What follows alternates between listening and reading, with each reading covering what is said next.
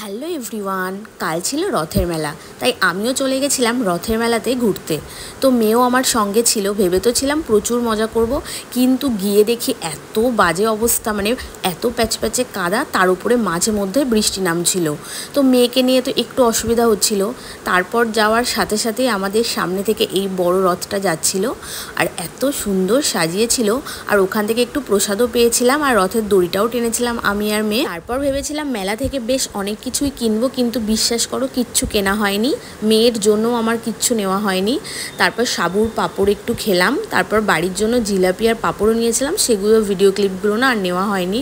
তারপরে দেখে একসাথে দুটো ছোট ছোট রথ যাচ্ছে, আর আমি খেয়েছিলাম একটু লস্যি, কারণ আমার প্রচণ্ড জল তেষ্টা পেয়েছিল।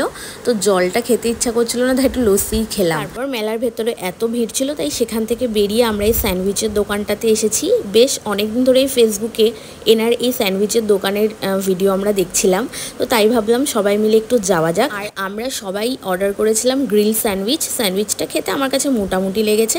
সো ভিডিওটা আজকে এই পর্যন্তই। ভালো লাগলে কিন্তু অবশ্যই একটা কমেন্ট করে দিও, আর চ্যানেলটিকে কিন্তু অবশ্যই সাবস্ক্রাইব করতে হবে। আজকের মতো টাটা।